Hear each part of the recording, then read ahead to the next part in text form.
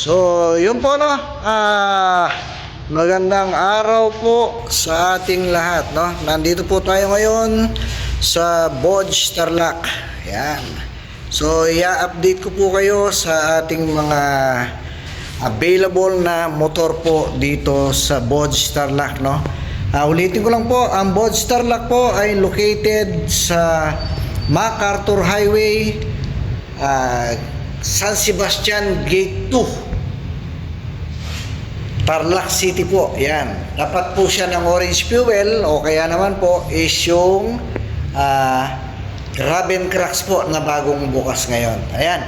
Iisa-isain po natin ngayon ang stock po, no, ng Bodge Tarlac.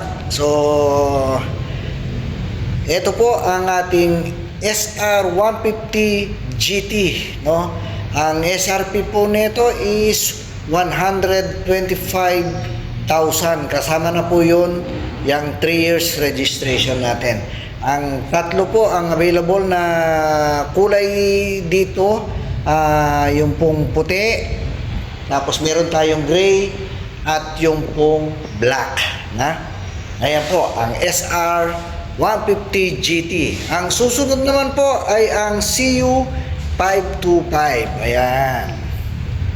Ang CU525 po, ang kanyang SRP is 356. Ganon din po, kasama na rin po ang 3 years registration. Ayan po. Ayan, sa video parang black siya, no? Yan po ay kulay blue.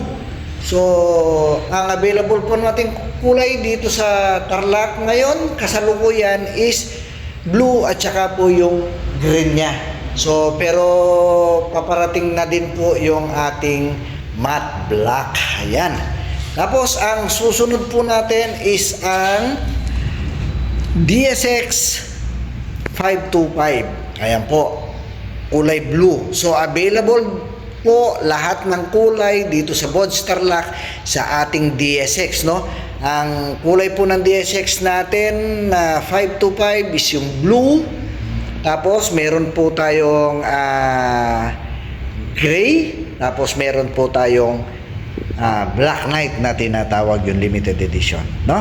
Ang presyo po nito, yung base model natin ay 386,000 po. Lahat po ng presyo na sinasabi ko, kasama na po dyan ang 3 years registration.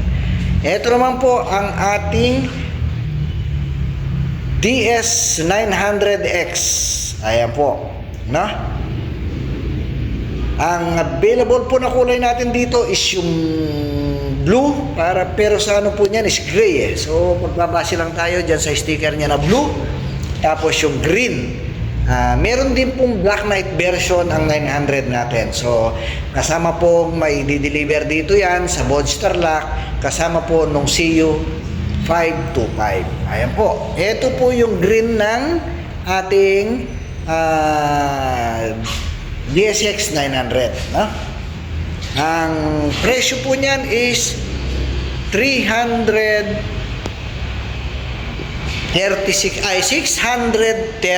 po. Sorry no. Ang presyo po ng atin 900 DSX is 636 po. Yung Black Knight po niya is 656 po siya. Pero available po yan, kasama po ang kanyang mga side pannier at saka boxes po niya, no? 636. Yung Black Knight po is 656. Ito po yung Black Knight ng ating DSX 525, no? Ang pinagkaiba po niyan doon sa base model natin na DSX 525, hindi po kasama yung mga boxes niya. At yung pong camera niya yan sa harap. Yan. Ito po, ang presyo po nito is 436. So, 386, 436, mas mahal po siya ng 50,000, considering na meron po siyang tatlong bases na logo ang brand niya, tapos may camera siya. So, kung magbe-base model kayo tapos ikukumpletuhin nyo ng ganyan, mas mamamahalan po kayo, no? Ito po yung ating gray. Yan. Ayan po, yung wala siyang boxes.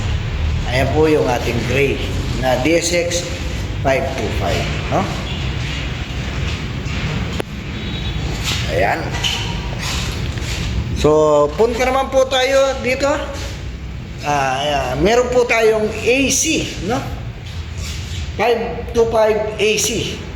Yan. Ang presyo naman po niyan is 346 po. Kasama na rin ang 3 years registration. Ayan po yung gray natin na SR150 GT. Ayan po.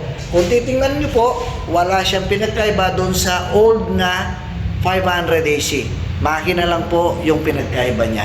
Ito naman po yung ating ACX 525. Ang pinagkaiba po niya, 19 na po yung harapan niya, tapos spoke na po yung kanyang gulong. So, ito pa rin po yung ating 500R. 265,000 pa rin po siya. Meron na kayong 500cc na big bike. Yung ACX po natin na 525 is 366 po siya. Kasama na rin po yung registro. Ito po yung black natin na glossy na SR150 GT. Ayan po yung green na CU 525. Ayan po. Ipapasadahan po natin sila ulit para po makita nyo po sila ulit. Ayan.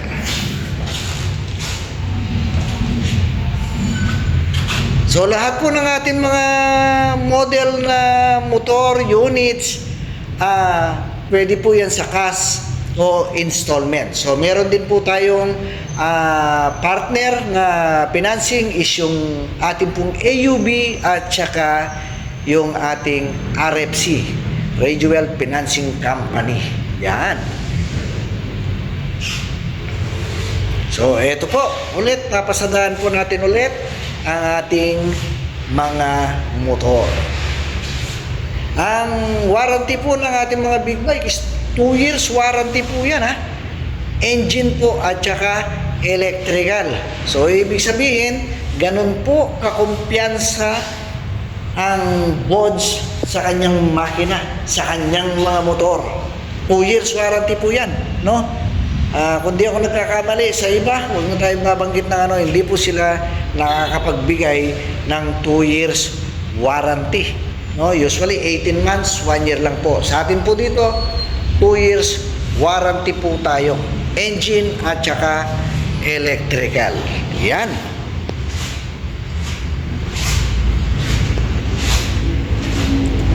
So, ayan po, napasadahan na po natin lahat ng motor na available dito sa Bods Tarlac.